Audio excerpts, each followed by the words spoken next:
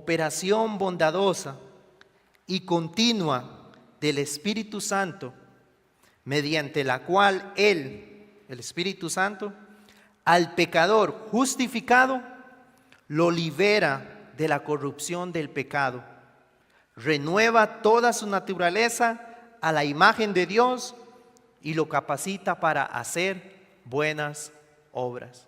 Eso es lo que ocurre, hermanos, libres de la corrupción del pecado, una nueva naturaleza, y ahora andamos en una novedad de vida, practicando las buenas obras.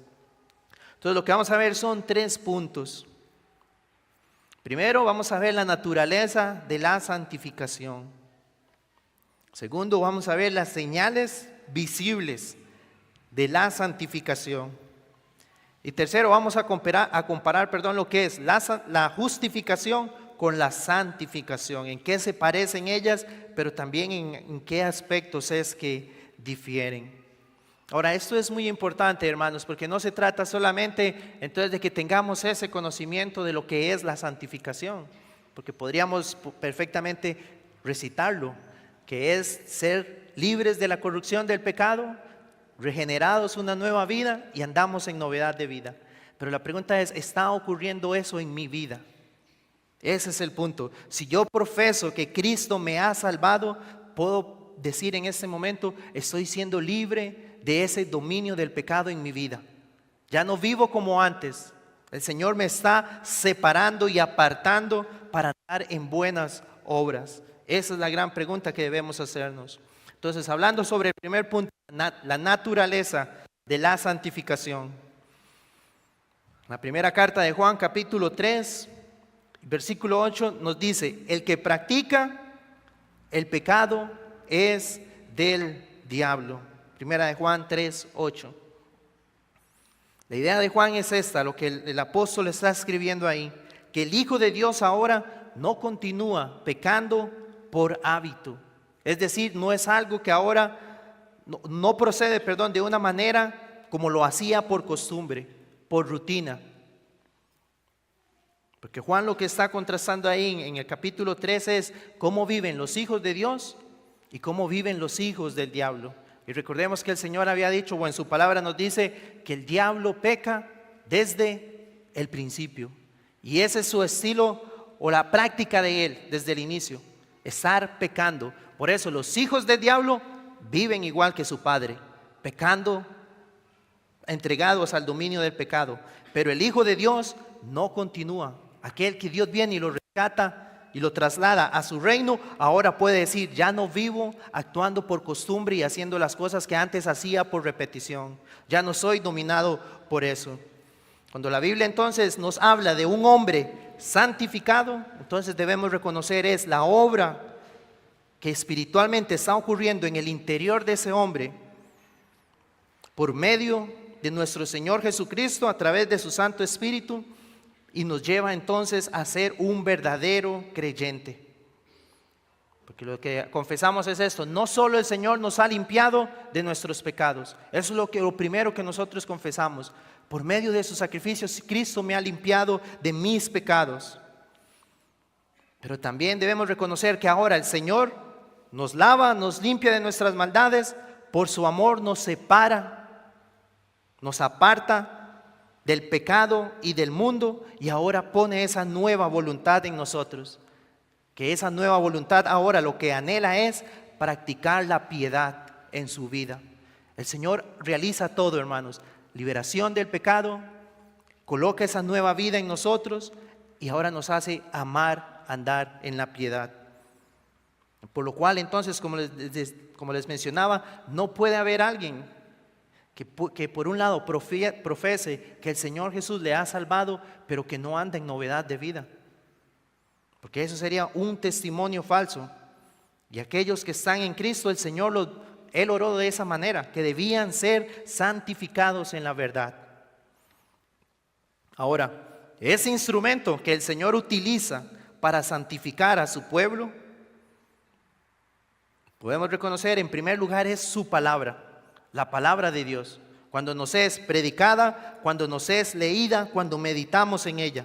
El Señor utiliza la palabra entonces para alimentar en nosotros esa obra espiritual que nos va libertando del amor al pecado y a este mundo, y nos lleva entonces a ser más conforme a la voluntad de Él revelada en su palabra.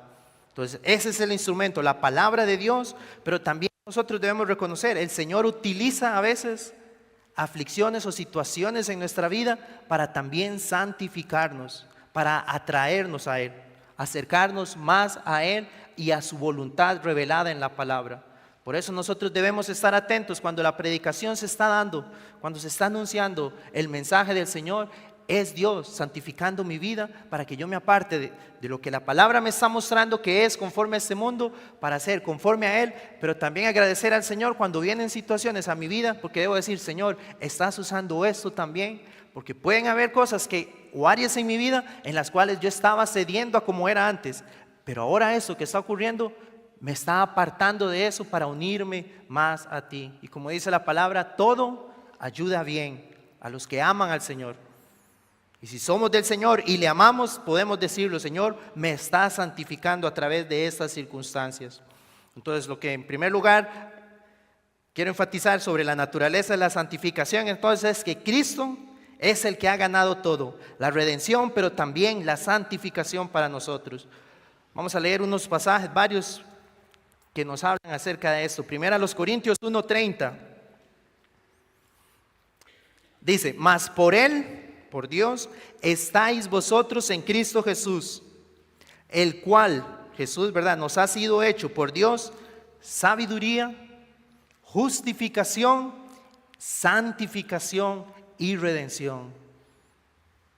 Cristo ha sido nuestra santificación. Juan 17:19, el Señor dijo, y por ellos, por sus discípulos, yo me santifico a mí mismo, para que también ellos sean santificados en la verdad.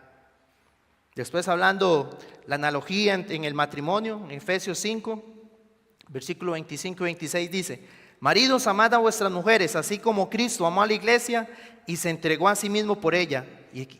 ¿Y se entregó para qué? Dice, para santificarla, habiéndola purificado en el lavamiento del agua por la palabra. Luego Tito 2:14 dice, quien se dio a sí mismo por nosotros, ahí está la redención, se entregó por nosotros para redimirnos de toda iniquidad y purificar para sí un pueblo propio, celoso de buenas obras. Nos redime, pero también nos purifica. Primera de Pedro 2:24, quien llevó él mismo nuestros pecados en su cuerpo sobre el madero, está la redención otra vez, para que nosotros, estando muertos a los pecados, vivamos a la justicia. Con Cristo morimos, pero resucitamos ahora para andar en justicia, que es andar en su ley. Y Colosenses 1:21 y 22 dice, y a vosotros también, que erais en otro tiempo extraños y enemigos en vuestra mente, haciendo malas obras, ahora os ha reconciliado en su cuerpo de carne, por medio de la muerte, para presentaros santos y sin mancha e irreprensibles delante de Él. Cristo ha logrado todo, hermanos, logró la redención y logró nuestra santificación.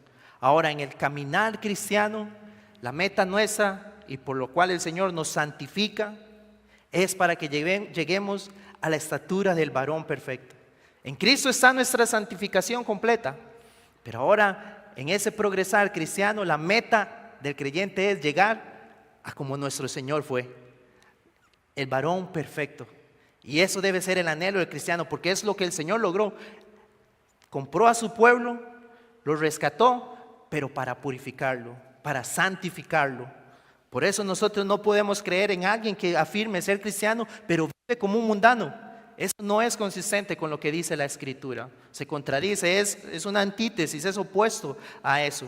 Hebreos 2:11 dice, porque el que santifica y los que son santificados, de uno son todos. Él es el que santifica, y si estamos en Él debemos decir, yo soy de sus santificados. Él me está purificando, haciéndome conforme a su imagen.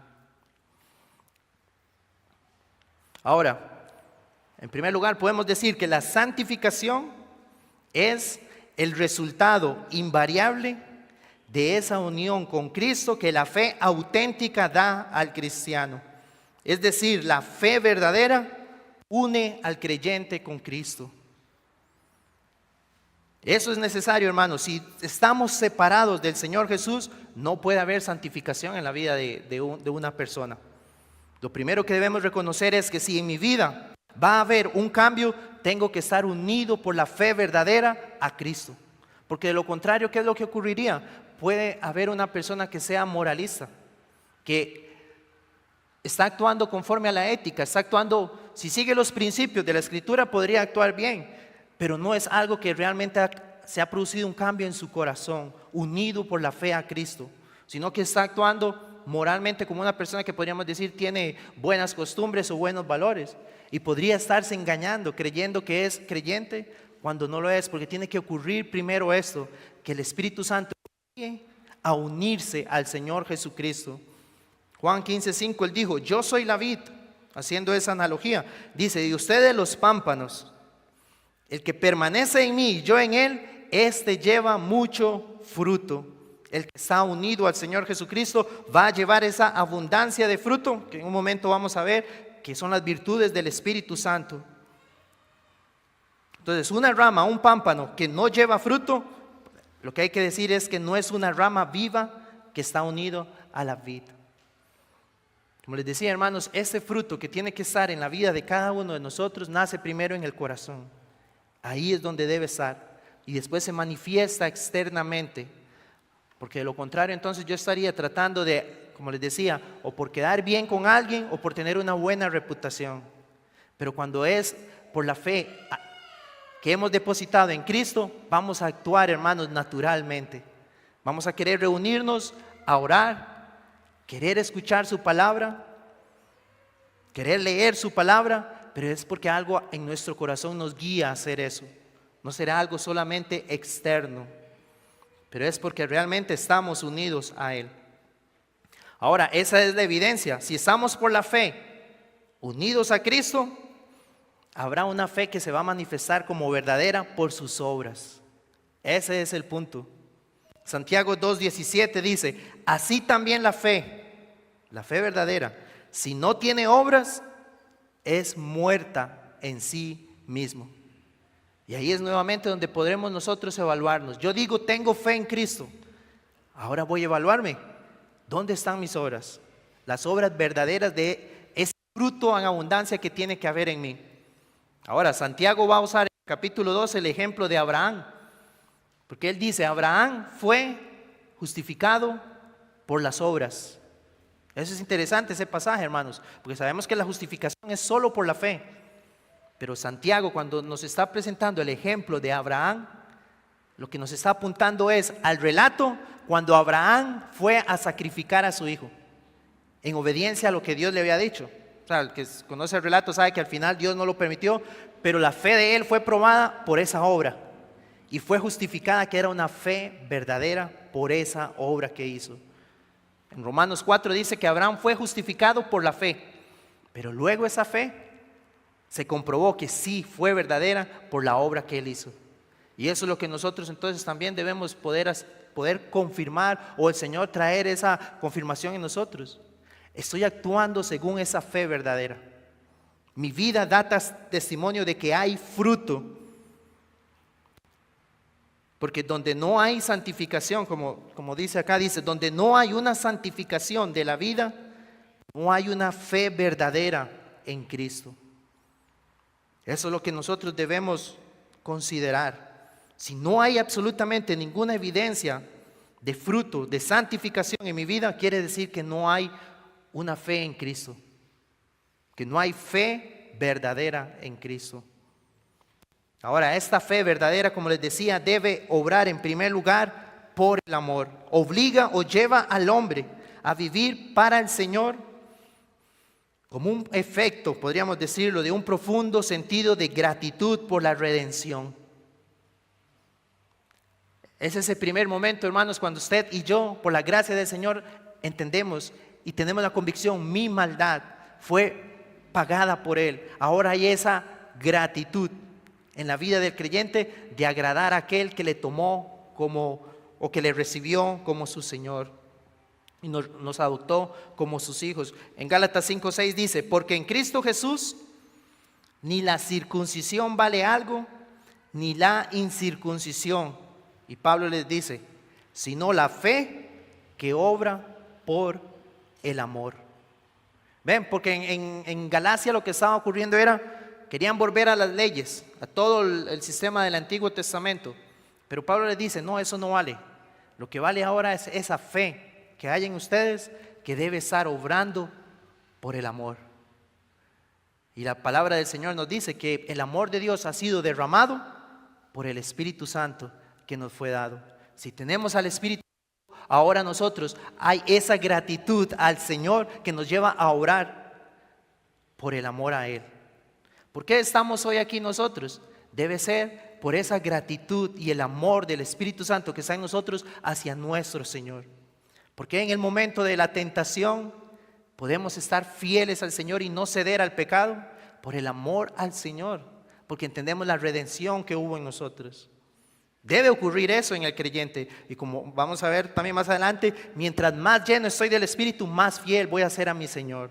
Mientras menos llenos esté de Él, fácilmente podría tristemente caer en pecado y ofenderle a Él.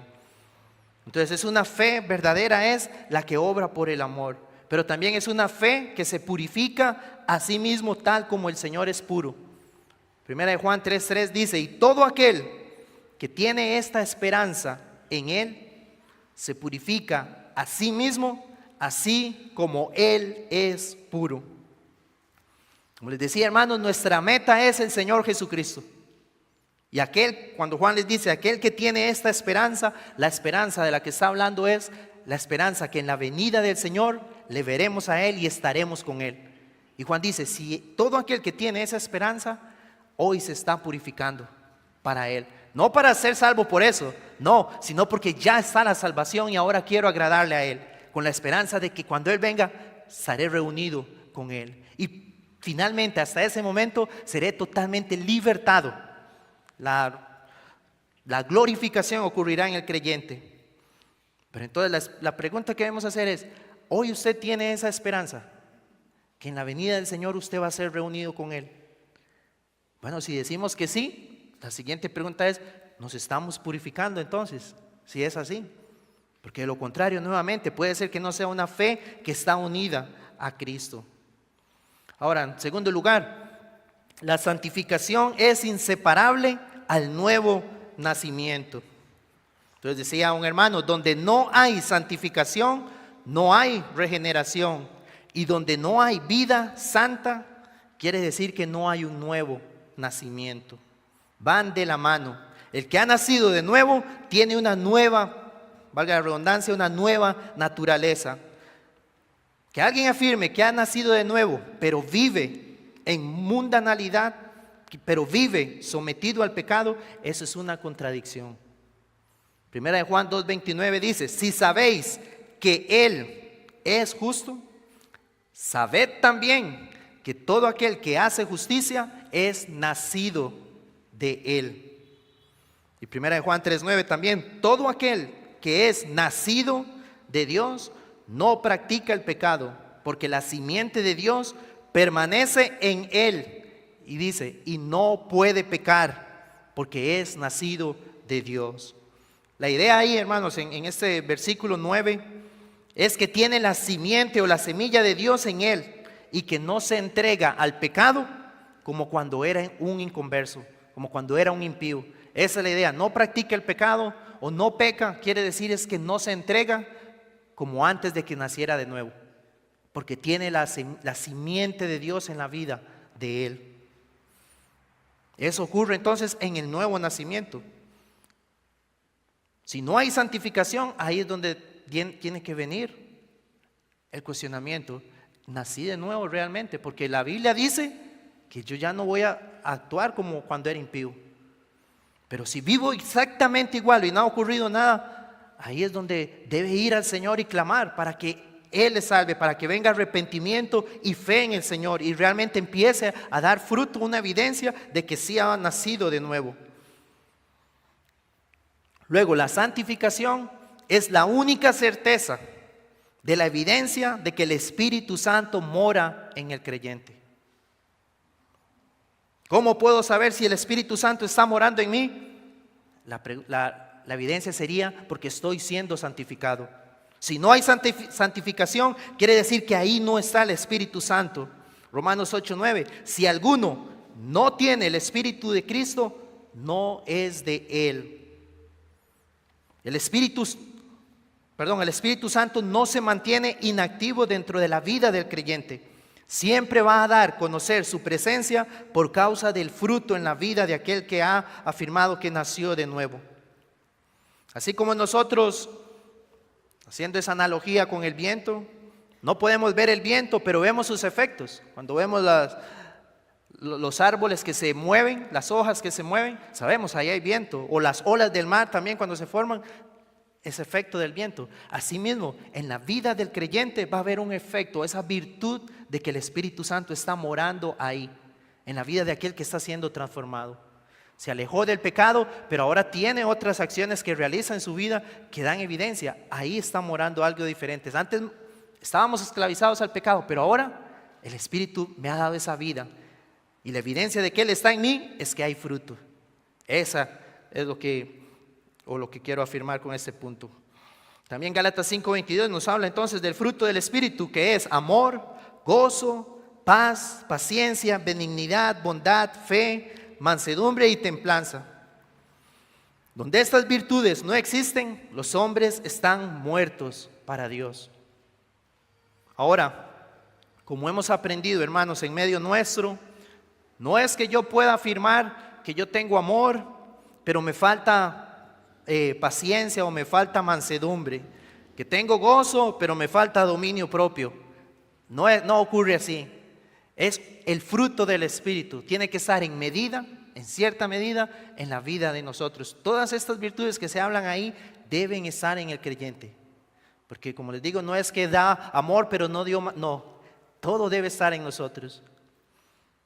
Pero ahora, ¿cómo esto se produce? Nuevamente volvemos, hermanos. Mientras más usted se alimente de la palabra del Señor, eso es lo que producirá en usted el fruto del Espíritu. Mientras usted descuide, y lo vamos a ver en un momento, espero me dé tiempo, pero mientras más descuide los medios de gracia, menos santificación habrá en la vida del creyente.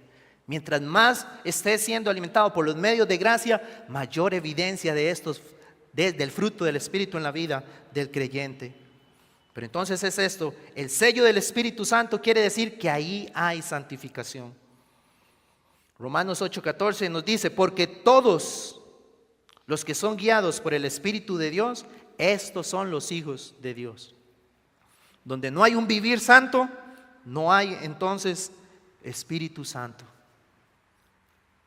La siguiente es, la santificación también es una evidencia de nuestra elección. Quiero leer algunos versículos. 1 Pedro 1:2 dice, elegidos según la presencia de Dios Padre, dice, en santificación del Espíritu para obedecer. 1 Tesalonicenses 2:13, pero nosotros debemos dar siempre gracias a Dios respecto a vosotros, hermanos amados por el Señor, de que Dios os haya escogido desde el principio para salvación, y dice, mediante la santificación por el Espíritu y la fe en la verdad. Y Romanos 8:29, porque a los que antes conoció, también los predestinó para que fuesen hechos conforme a la imagen de su Hijo. Uno más, Efesios 1:4, según nos escogió en Él antes de la fundación del mundo, para que fuésemos santos y sin mancha delante de Él. Lo que eso afirma, hermanos, es lo siguiente, porque tal vez muchos han escuchado cuando se habla del calvinismo, se dice que, o ese mal entendimiento por ignorancia, ¿verdad? O desconocimiento, de que si ya soy salvo, entonces puedo vivir como quiera y no me voy a perder. Eso es erróneo, porque lo que acabamos de leer, la palabra del Señor nos muestra que no es así. La evidencia de la elección de un pecador es para andar en santidad. Eso es lo que uno puede decir, el Señor me ha elegido porque me apartó para vivir en esta vida santa, separada del mundo y dando evidencia de que ahora su espíritu está en mí porque ya no amo al mundo. El Señor me eligió para obedecer, para andar en justicia, para ser santo y sin mancha. Y eso es lo que Él está produciendo en la vida del creyente por su Santo Espíritu. Como vamos a ver también, y hay una responsabilidad nuestra en esa vida, en ese progreso de la vida santa del creyente. Bueno, y quiero leer las primeras Tesalonicenses 1 y versículos 3 al 4. Dice: acordándoos sin cesar delante del Dios y Padre nuestro, de la obra de vuestra fe, del trabajo de vuestro amor y de vuestra constancia en la esperanza en nuestro Señor Jesucristo. Y Él dice: porque conocemos, hermanos amados de Dios, vuestra elección.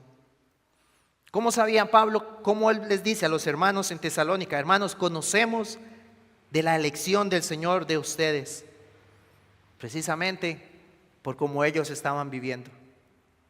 Pablo les dice, el Espíritu Santo, o más bien el Espíritu Santo inspira a Pablo para afirmar que es debido a la evidencia de esa fe viva en la iglesia en Tesalónica, esa fe que se mostraba en su amor servicial, en la fuerte esperanza que tenían en los sufrimientos por causa de Cristo, que Pablo dice, ustedes han sido elegidos por como están hoy sirviendo fielmente al Señor y llevando el sufrimiento por causa de Él. Es una evidencia de lo que Dios hizo en ustedes al salvarles. Entonces, todo aquel que el Señor ha elegido, que ha justificado en Cristo, hoy está siendo santificado hasta el día de Jesucristo. Luego, la santificación es algo por lo que cada creyente es responsable. Aquí es donde nosotros vemos la soberanía del Señor, hermanos, en esto. Porque por un lado estamos hablando de la elección del Señor, pero por el otro lado también hablamos de nuestra responsabilidad en este peregrinar con el Señor, en nuestro caminar diario con el Señor. La palabra nos enseña entonces a crecer en esa gracia del Señor. Primera Tesalonicenses 4:1 dice: por lo demás, hermanos, os rogamos y exhortamos en el Señor Jesús que de la manera que aprendisteis de nosotros, cómo os conviene conduciros y agradar a Dios, así abundéis más y más. Y luego en el capítulo 3, versículo 12, y el Señor, ahí está la soberanía de Dios, y el Señor os haga crecer y abundar en amor, unos para con otros y para con todos, como también lo hacemos nosotros para con vosotros. Dice el 13, para que sean afirmados vuestros corazones, irreprensibles en santidad, delante de Dios nuestro Padre en la venida de nuestro Señor Jesucristo con todos sus santos. Entonces Pablo le estaba a la iglesia exhortándole, diciéndoles que ellos entonces así es como debían andar y como debían abundar, debían conducirse como agrada a Dios y que el Señor los haga crecer y abundar más. Entonces vemos las dos, el Señor actuando, pero el pueblo del Señor obedeciendo. Yo debo buscar la santificación de mi alma, entendiendo que Dios está actuando en mi vida, pero yo debo actuar también. Pero también no puede existir como esa postura de decir entonces, como el Señor no está produciendo en mí el querer congregarme, el querer leer la Biblia, el querer orar, no lo voy a hacer y voy a esperar hasta que tenga esas ganas de ir. No, usted es responsable y la palabra nos manda a hacer eso. No deje de congregarse. Debemos meditar en la palabra del Señor todos los días. Debemos orar sin cesar. El Señor ya lo ha mandado, debemos hacerlo. Pero a la misma vez reconocemos, Dios, tú eres soberano porque estoy actuando, pero a la misma vez entiendo, estás produciendo esto en mi vida. Entonces hay una responsabilidad nuestra con respecto a nuestra santificación. Ahora, como les decía, la santificación depende en gran parte del uso de los medios de gracia. Como ya en una clase lo habíamos visto, ¿qué es un medio de gracia? Son esos sistemas, como decía un pastor, de entrega que Dios ha instituido para impartir gracia. Son esos canales que Dios estableció para impartir gracia, para impartir poder espiritual, un cambio espiritual, ayuda espiritual y fortaleza espiritual y bendiciones espirituales. ¿Cuáles son estos? Bueno, tenemos la lectura de la palabra del Señor, la oración privada, la asistencia regular a los cultos en el día del Señor, el oír la predicación de la palabra de Dios y la participación regular en la cena del Señor. Y eso es importante, hermanos, porque si nosotros descuidamos esto, ¿cómo vamos a pretender avanzar en nuestra santificación?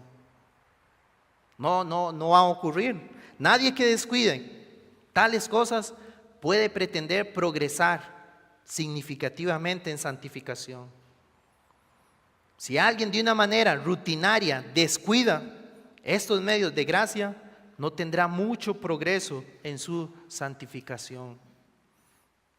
Y eso es lo que tristemente ocurre, hermanos, en la vida de muchos de nosotros, podríamos decir, en el momento en que los descuidamos. Hay luchas, se despiertan otros pecados que pensábamos que ya habíamos vencido, pero vienen nuevamente, y como no estamos siendo fortalecidos en el Señor, viene entonces la exhortación. Tristemente puede ser que alguien caiga en pecado, y cuando se hace la indagación, ¿cómo ha estado su oración? ¿Por qué no ha estado viniendo en el día del Señor? ¿Por qué no ha participado de la cena del Señor? ¿Cómo está usted cuando la palabra es predicada? Entiende que Dios ahí le está impartiendo su gracia para fortalecerlo espiritualmente, pero si usted está distraído, no está prestando atención, o no se acerca y cree que Dios nos bendice espiritualmente cuando participamos de esto, de la cena del Señor, entonces todo eso hace que podamos no crecer espiritualmente y no crecer en nuestra santificación. Ahora, hermanos, como les decía, la santificación en primer lugar es por amor a nuestro Señor. Obedecemos y hacemos estas cosas por amor a nuestro Señor. Yo no voy a hacer, o ninguno de nosotros debería hacer esto porque el pastor me lo dice, porque en la iglesia se espera que yo me congregue, entonces tengo que estar ahí. La fe que obra por el amor. Es eso que el Señor ha cambiado mi corazón, mi afecto, y ahora por amor a Él y a su palabra, y se produce el efecto de la santificación, es el resultado.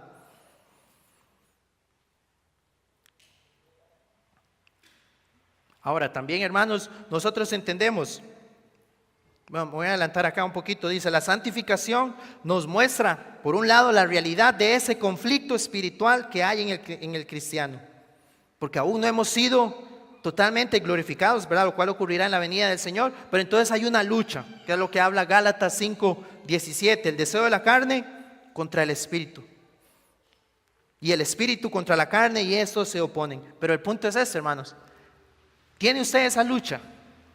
Puede decir, sí, hay un conflicto que se está librando en mí. Bueno, ese es señal de que usted está vivo espiritualmente y que el Espíritu de Dios está en usted, porque se libre esa lucha. De lo contrario, si no hay lucha, quiere decir que está dominado al pecado, que sigue en esa condición. Entonces nuevamente debe arrepentirse e ir en fe a nuestro Señor Jesucristo. Y voy a adelantarme una nada más, que es la santificación no será absolutamente necesaria, o sea, que será necesaria para nosotros en el gran día del juicio como testimonio de nuestro carácter cristiano. El hermano Albert Martin decía, hoy tenemos una justificación presente por gracia, solo mediante la fe, y un juicio futuro debemos esperar, según las obras. Las obras darán evidencia si nuestra justificación fue verdadera o no. Juan 5:28-29 dice, no os maravilléis de esto, porque vendrá hora cuando todos los que están en los sepulcros oirán su voz, y los que hicieron lo bueno saldrán a resurrección de vida, mas los que hicieron lo malo a resurrección de condenación. Si estamos en Cristo, esa es la justificación, por la fe en Él, solo por la fe. Pero eso, como les decía, se va a evidenciar ese día cómo vivimos, si fue conforme a lo que el Señor mandó en su palabra. Acuérdense en Mateo 25, el juicio de las naciones. Entonces vamos a concluir acá, hermanos.